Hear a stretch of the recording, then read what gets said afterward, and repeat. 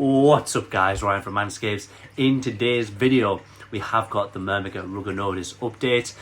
It's going to be a shorter update than usual because this colony itself did get updated just before I stopped updating on the channel, but I've decided just so I can keep the content rolling for you guys, even if that video or the update is going to be shorter than usual, I will make sure that I update it, whether it's a 2-minute video or 3-minute video, or however short it is. I'll make sure that there's some form of update on the channel.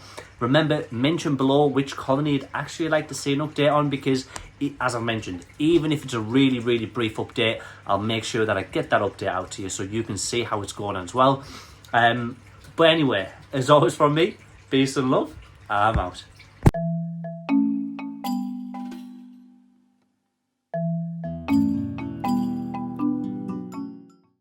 First thing here is my Ruginodis tank. This is just gone crazy, but I did make mistakes. So this side here, lush green, everything's popping off, and we go left.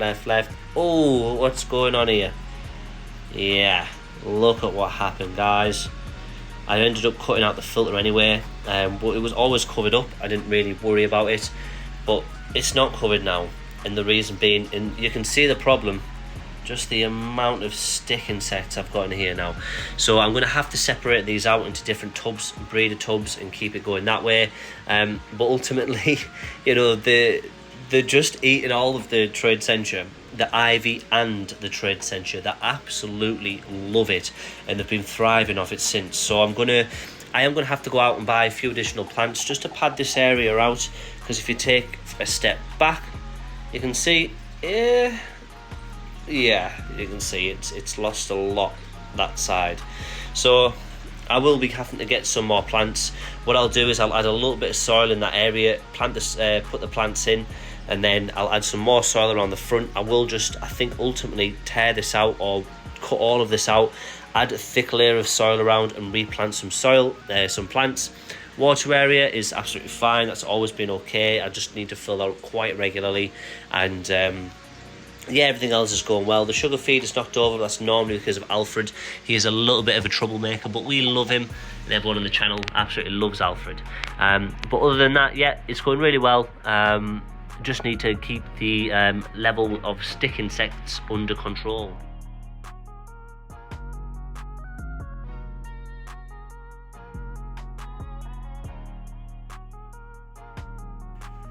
Okay, so I added some more leaf litter all the way around the sides, the front and the back. I will sort the leaf litter out a little bit later.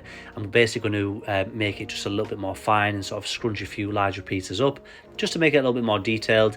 I added some polka dot begonia to the left, took some cuttings off the spider's fern, sorry, my mind went blank there. I've got Boston fern at the back, and I also added flamingo flower to the middle section of the pond area because its roots will touch the water, which it'll love. I took some cuttings from the croton as well. I've just planted them on in case the begonia doesn't survive, which sometimes some plants do take, some don't. This one around the top left area is more dry than sort of deeper down because it's more saturated on the bottom, but because the soil level is so deep, I don't really have to suffer or worry if the drainage layer gets a little bit full off of watering. So yeah, but normally the left side is more full as the water wicks out the pond area and goes down the left side sometimes if I fill it too much. But I think it looks nice. It's not the look I want, but I think it looks nice, or nice enough anyway. But also to mention, I did add on the top left where all that begonia got added, loads of bioactive living soil, which is available on the website, but I added a ton of it. So I have got new isopod species or native species, centipedes, pseudo scorpions, millipedes, worms, all sorts of different things, which will help me in the long run, ultimately, because there's a lot of isopods in here. So I know those stone centipedes predominantly hunt them, so they will be taking down quite a few, and I did add around 5 in here. So I know they'll be doing a good job of keeping those numbers down, and with the ants actually being, you know, more massed together, hopefully they aren't hunted by them. I genuinely don't think there will be. I think they'll have, you know, larger things to hunt like isopods, and I think in fact an ant would probably put up a hell of a fight compared to an isopod. I'm hoping that, you know, they leave them alone, and I'm happy with everything that I added anyway. I also must have picked up a spider from somewhere else. It must have been in the soil. I'm not too sure. Don't know why it would even be in the soil. It's in the tank, and you know, it is super beautiful, so I will just leave it in here, see what happens. If it does kill many ants, I'll just take it out. End of the day, it's, you know, this tank was mainly for the ants. I've just happened to have a lot more inhabitants. Going on to the next one, which is possibly the cutest thing in here, easily. As much as we love Alfred, it's just far too cute. Really, really good to see that the gecko is here and drinking some condensation off the glass. Really, really cool. I did start to add a lot more food in here, like fruits and things, and also some gecko food, just to give him that extra little boost. So let's see if she likes it here. I just said he and then she, but the way they produce is they lay identical clones of themselves. So it's more than likely we'll just stick with she, as that would make more sense, I guess. But we did a voting on my Instagram to decide the name of this gecko, and the name that actually got decided was Mushu. So we've got Mushy and Mushu in here. I think I've pronounced that right, but I assumed it was Mushu or Mushu. But anyway, super cute, right? I absolutely love Mushu. Now we're going back to the ants. I fed these quite a few crickets in one go just to see what response I actually got. It was very positive. I did get quite a few ants that actually came out of the nest. I would probably say around 50 around the food, maybe is max. You know, not as much last year. But that's not to say the numbers are less, because I have expanded the nest recently, but they are swarming everything as well. I also topped the liquid feeder up at the same time, so I think they're doing really well still. I am hoping to reintroduce queens later this year, or new queens. The reason I'm trying to get that successful is, or I think it'll be successful, is because those queens are going to be caught right next to where the original queens were also caught. So hopefully it all goes well. But I will do it slowly, making sure that none of the queens actually die, or any of the workers, or have some sort of mass war. I will be keeping a very close eye on it, and you know, seeing how they react to certain scents from the other queens first.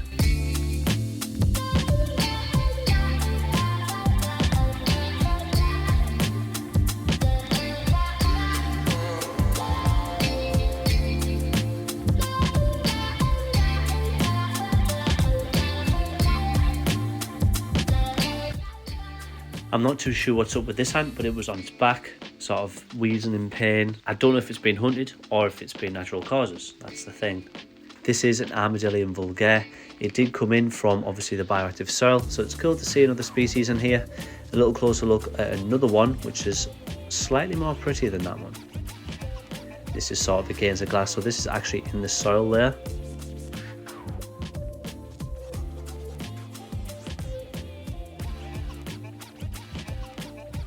Alfred is always trying to steal the show.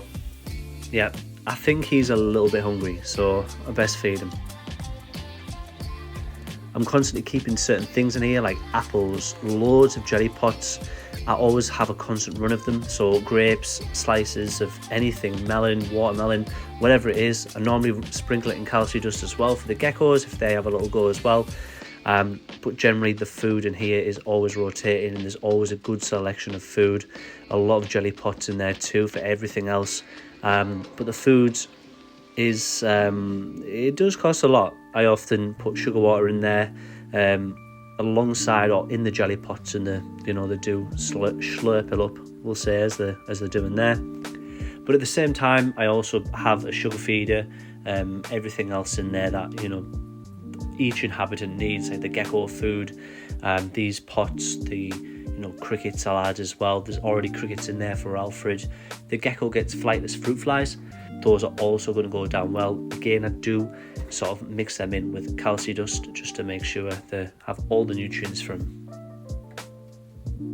Remember, if you liked the video, smash that like button. Subscribe if you want to see updates on this channel. Remember, there's a Discord server below where everyone chats, not just about ants, but all sorts of other animals. Everyone's lovely, so make sure you go down there if you want. But as always from me, peace and love. I'm out.